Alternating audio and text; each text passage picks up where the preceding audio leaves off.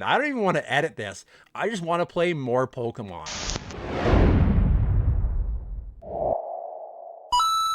All right, we're jumping back into the Game Boy. This is gonna be another 10 games in my Game Boy collection. This is in no particular order. This isn't a best of list, nothing like that. This is just me looking at the games in my collection so I get to play them, and maybe you'll see a game that you forgot about and wanna look for when you're out game hunting. If you haven't seen any of my other 10 games in my collection video, I'm going through my Nintendo collection, I'm going through my Super Nintendo collection, my N64 collection, currently looking at the Game Boy, so let's jump right into this. Game number 11 in my Game Boy collection is going to be Super Mario Land 2, 6 Golden Coins. Now this one was developed and produced by Nintendo. We got this one in 1992, and it definitely feels more like they're playing off that Super Mario World game on the Super Nintendo, which I think is awesome. This one, the graphics are really good. There is a little bit of slowdown, but in this one, they introduce us to Wario for the first time,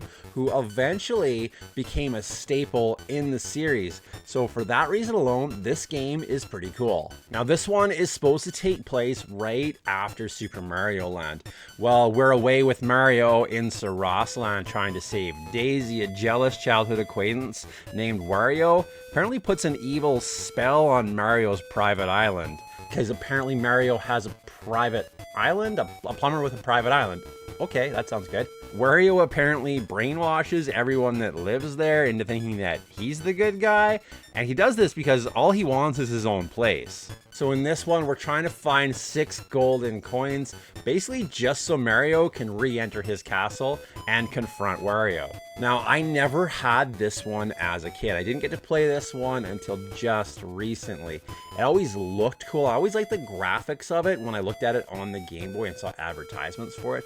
I do remember some of the commercials talking about it. This is actually a really fun game. It's got kind of an open world, overworld map, and you can walk around, pick the directions you want to go. You can tackle the lands in kind of whatever order you really want to get those 6 golden coins. This is a fun one. This one is definitely a step up from the original Super Mario Land. You can definitely tell this one was released later on, and they kind of figured out what the Game Boy could do in the way of graphics. This one I think is super fun. Really glad I could have this one in my collection. It's got some interesting ways they look at adding those power-ups with like the feather in your hat and stuff like that. I think that's really smart, and that way we got more of those power-ups that we didn't see in the first one. In the first one, we just had that Super Ball, right? In this one, there's definitely more we can do. This is a really fun game, and it brought us Wario, which to me, I think that's awesome. I love that they were expanding that world around Mario. I think that is super cool. Really fun game. Game number 11 in my Game Boy collection is going to be Super Mario Land 2, 6 golden coins. Just straight up with the 6 golden coins. They didn't even bother to put a "the" in there. They're just like, we're going to call it Super Mario Land 2, 6 golden coins. Obey me, Wario. I am your master. Mario is your enemy. The wicked imposter Wario has cast an evil spell over Mario Land. Don't let Mario get the 6 golden coins. Don't let Mario reach the palace. This is the biggest, most dangerous, most challenging Game Boy adventure yet. Obey Wario. Destroy Mario. Don't fall under Wario's evil spell in Super Mario Land 2, only on Game Boy. Game number 12 in my Game Boy collection is going to be the Final Fantasy Legend. Now, this isn't actually supposed to be a Final Fantasy title. This is actually the first installment of the Saga series. But this is the first title that Square actually produced for the Game Boy. Looking back at the gameplay, you can definitely tell that this wasn't originally meant to be a Final Fantasy game. Right at the start, we're going to get to pick our characters. We can pick between humans, we can pick between mutants, or we can actually pick monsters and play as those. This one has a really interesting leveling system. It can be difficult for some people that don't understand it, and it can even be difficult for people that do understand it. As the humans, we're leveling up based on what we use. If we're using a broadsword, we're learning how that broadsword works, and we're going to get better with that broadsword. That's how we're leveling up our attacks. with that weapon. If we're using a certain armor, we're leveling that up as well. The mutants, on the other hand, will change. You could be doing really well with that broadsword at one time, and then you can mutate, and that broadsword is pretty much useless for you. Now that can happen throughout the game. So in one battle, you'll have a mutant character that's doing really good with that broadsword. And in the next battle, you couldn't hit anything with that broadsword. It can be really difficult. It's kind of rolling the dice to see how you're going to play with that character in the given fight you're in. If you pick the monster characters, the upgrades in that are pretty interesting. If you're eating other monsters, that when you kill them, the monster character gets to eat the meat from that villain that you just vanquished. It's kind of weird, I guess, for a kid's game. But eating that meat will actually change who your monster is. You're kind of leveling that monster up. It was kind of Pokemon before there was Pokemon with this different twist on it. And again, that concept of leveling is really, really cool and really, really interesting. There's whole spreadsheets about figuring out exactly how the leveling system works in the Final Fantasy Legend. But it is difficult. And back then, when we didn't have the internet, all we had was Nintendo Power magazines and stuff like that. This game, for a lot of people, was really hard to figure out. There was a lot of trial and error. And like I said, when you have a really cool mutant character that you're playing with, that you've built up and you think is awesome, and all of a sudden they mutate, and everything you know about that character is suddenly different, this game is definitely one that would have frustrated a lot of people. Is it a fun game? Is it an interesting game? Is the story kind of basic? Yeah, absolutely. We're trying to climb this tower to reach paradise. There's kind of like a tower inside of a tower. It's different. It's interesting. Again, the first of the Saga series, which makes Final Fantasy Legend a really cool game in concept. Definitely one that I'm interested in playing more of. I've played a bit of it, and then, like I said, I kind of was like, what's going on with my characters? What is happening here? I kind of thought that all leveling was going to be the same. But again, like I said, it wasn't. I'd like to play more of it just to figure out some more of it. I don't know if I'd put a mutant in my party again, because that was just a weird feel. The monster characters are super cool. I think I would probably go with some humans and some monsters. I probably wouldn't even be able to finish the game with that. But you know what? It's worth trying. It's worth playing. Final Fantasy Legend is game number 12 in my Game Boy collection.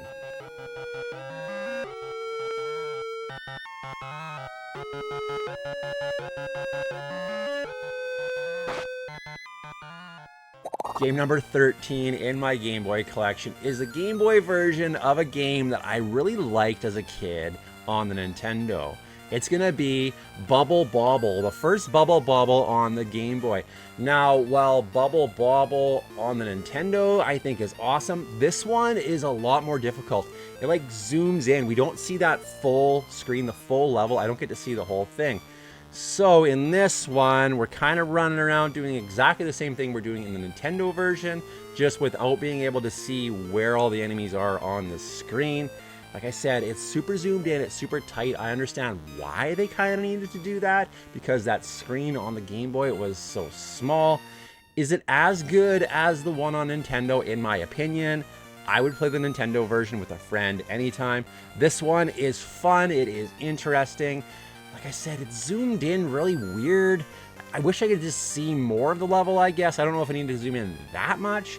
Interesting and fun game. I do have the second one too. I got these ones from Chase after the right price, and really glad I have both of them in my collection for the Game Boy, because number 2 on the NES is a pricey one, and one that I still need to add to that collection. So at least I have both of them on the Game Boy, I guess. Like I said, it's Bubble Bobble, just with a different visual aspect to it.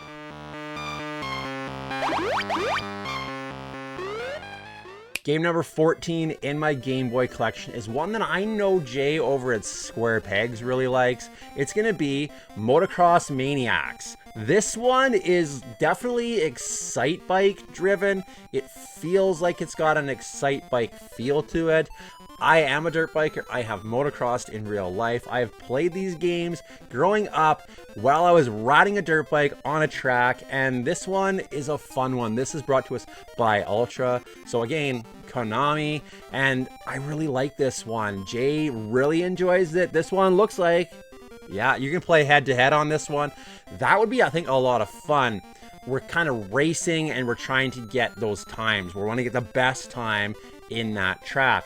The tracks are interesting. You've got that pull back or push forward feature on the motorcycle, so you can pull the front tire back or you can push it down to land the landings. You definitely need to stick the landings in this one. There's turbos, there's time bonuses, there's also loops you can do. There's some really interesting tracks where you're kind of going up, kicking backwards, doing a flip, landing, and then nitroing up to jump again. I have seen people doing like races on this, trying to get those best times. Seen that on the internet, and it was super interesting to watch. I'm new to this. The fact that Jay thinks it's awesome and says he plays it every year definitely means I'm glad to have this one in my collection. I want to play more of it. Again, feels very Excite Bikey with the tracks. So yeah, I mean, anything Excite Bike and dirt biking is cool with me. Motocross Maniacs is going to be game number 14 in my Game Boy collection, and one that I'm actually really excited to have, even though it is a pretty basic motocross game. Ultra's Motocross Maniacs for Nintendo's Game Boy. With head-spinning loops and nitro turbo boosts, it's about to get you in its clutches. Game number 15 in my Game Boy collection is going to be Star Wars. Now this is a port of the NES version. In this one, we're going to start out in this weird cave that we don't really even need to be in from what I can tell. And then when we're out in the deserts of Tatooine, we're driving around on that speeder trying to find where R2-D2 is. Now just drive around until you find what looks like a sandcrawler and go inside. Enemies in this one can be really frustrating. The Jawas in particular in that first level kick my butt repetitively. I end up falling down in that sandcrawler and ending up back at the start more often than I get deeper into the sandcrawler. Now, I haven't made it past the first level in this. I haven't been out of that sandcrawler. Apparently, eventually we get to be Han Solo. We also get the lightsaber. I have heard that the lightsaber in this one, the swing, takes like a second. So you swing your sword and it does this weird animation and you can't really plan it or hit the guys. So you got to be prepared to like swing well in advance to hit them with that lightsaber. And then you get Han Solo. I think you might get other characters too. I've just never made it deep enough into this on the Game Boy. I didn't have this one as a kid. I got this one as an adult, and it is hard. It's difficult. I wish a Star Wars game could just be fun. I feel like all the ones we got on the Nintendo, the Super Nintendo, and now even the Game Boy that I'm playing it, they're just difficult. I just want to be able to play through it and enjoy it. Like, I just want to be able to play a Star Wars game. I feel like the Star Wars games back then are going the directions that the movies are now and just being difficult for me to enjoy, which is kind of sad because I was a huge Star Wars fan for a really, really long time. This one just falls a little short for me. I want it to be good. It's just not that good in my opinion.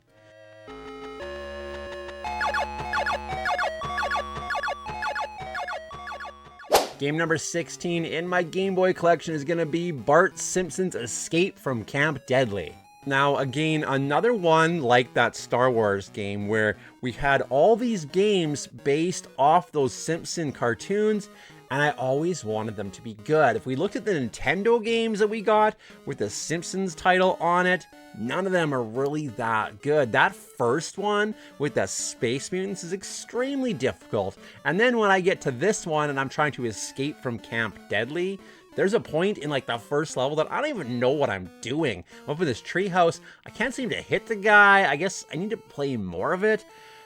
It's not the greatest. It does have some interesting graphics, not very good for the Game Boy, especially when we put it up against some of the graphics in some of these other titles we're looking at and are about to look at. I just wish I could find a Simpsons game on the Nintendo or the Game Boy that I wanted to play, because I don't really want to play these ones. They're not that good. Maybe I don't know what I'm talking about just based on the fact that I can't get out of that darn treehouse. I picked it up thinking, you know what, I'm gonna add more Simpsons games to my collection, and then when I put it in the system and started playing it, I was like, why? Why did I add another Simpsons game to my collection? But you know what? For what it is, it's game number 16 in my Game Boy collection.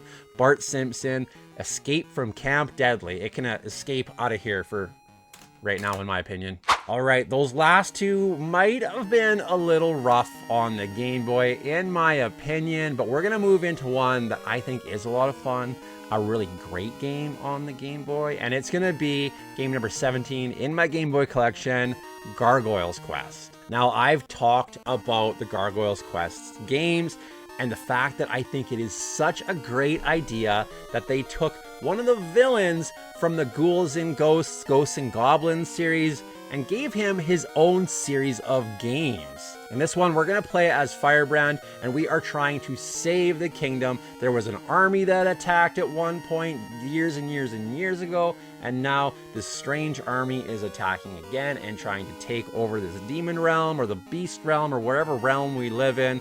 This is a super interesting game. This one was developed by Capcom and released for the Game Boy in 1990. I enjoy traversing the world in this overhead view when I'm out adventuring around from town to town across the world.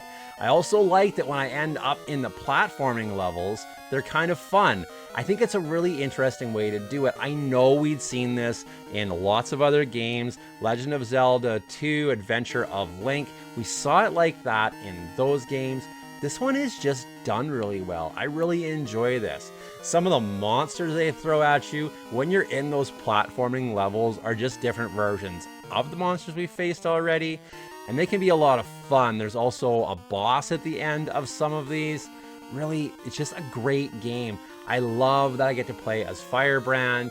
It's just such a fun time. And I really like that they did the sequel to this on the NES. I like that they hit both consoles with the Gargoyle's Quest title.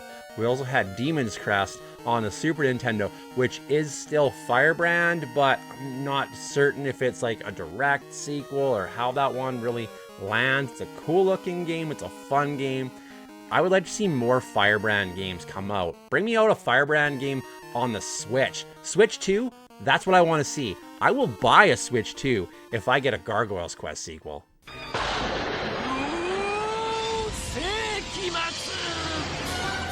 赤い炎の伝説がゲームボーイによみがえる。レッドアリーマー赤い村ガイデン。 I feel like when it comes to my Game Boy collection, I've got kind of peaks and valleys. We were in a bit of a low spot with Star Wars and the Simpsons game. We were definitely on the top of a mount with Gargoyle's Quest. That game is phenomenal. Sadly, we're venturing back down into a valley with game number 17 in my Game Boy collection. It's gonna be Killer Instinct. I feel like to have a good fighting game on the Game Boy, it just needs to be an original Game Boy game. Porting these games from the Super Nintendo or the Nintendo over to the Game Boy was never a great idea, because while this is a fun and interesting game to play, I feel like I know there's a better version of it over on the Super Nintendo. Why would I play this version when I could play that version? This one's probably one that a lot of parents saw on Christmas and were like, oh, Killer Instinct, I've heard Billy talk about that. We'll get Billy Killer Instinct for Christmas. And then poor Billy opened it, and yeah, he got Killer Instinct for Christmas, but it wasn't the Killer Instinct that he wanted. It's not a bad game, but it's not a great game either. It does have that Super Game Boy connection to it, where you do get that background that's a little bit different when you put it in the Super Game Boy, which I do enjoy. We had those games. But at that point, why would I play Killer Instinct on the Super Game Boy when I could just find the Killer Instinct version on the Super Nintendo and play it? The gameplay in this one is pretty good. The graphics are pretty good in this guy. I feel like the first few fights are really, really easy, and then the difficulty level ramps up real quick in the Game Boy version. But Killer Instinct is going to be game number 17 in my Game Boy collection.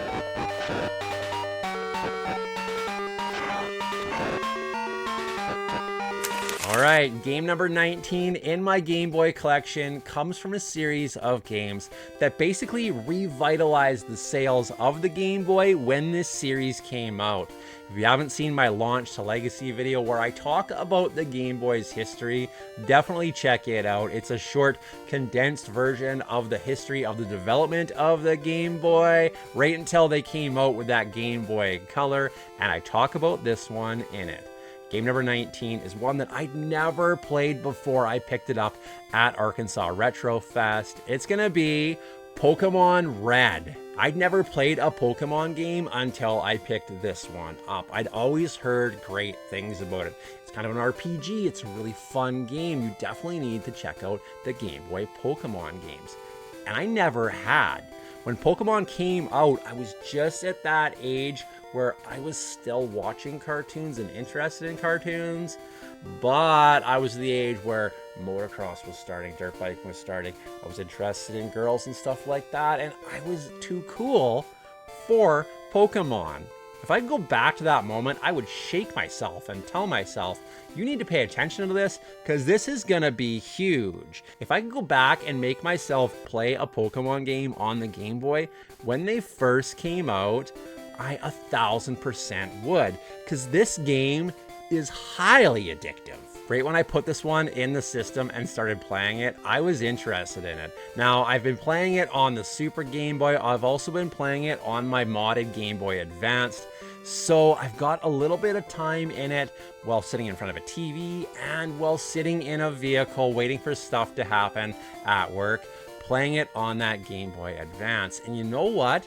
This game is awesome. Like, I just made it to the first gem, but I've got hours and hours invested in it, finding Pokemon and leveling my Pokemon up to see where they could get. I was Googling, Wikipediaing Pokemon, seeing what characters they turn into because I didn't know. I have very little knowledge of Pokemon. So this was a lot of fun for me to experience for the very first time as like a 40-some-year-old man, one that I've never played. This is such a fun game. I can't wait to put this back in the system and hunt for more Pokemon. I literally had to shut it off so I could film this video and talk about these games. And all I want to do right now is put it back in and play it. I don't even want to edit this. I just want to play more Pokemon. All right, game number 20 in my Game Boy collection is basically synonymous with the Game Boy. When I say Game Boy, what game do you think of? Is it gonna be Tetris? Tetris is Game Boy. Game Boy is Tetris in my opinion. We just finished playing the NES version the other night, and as we were playing it, I was thinking in my head, yeah, the original Game Boy version is the best version of Tetris in my opinion. This is so much fun. The amount of time, the hours that so many of us put into Tetris on the Game Boy is absolutely insane.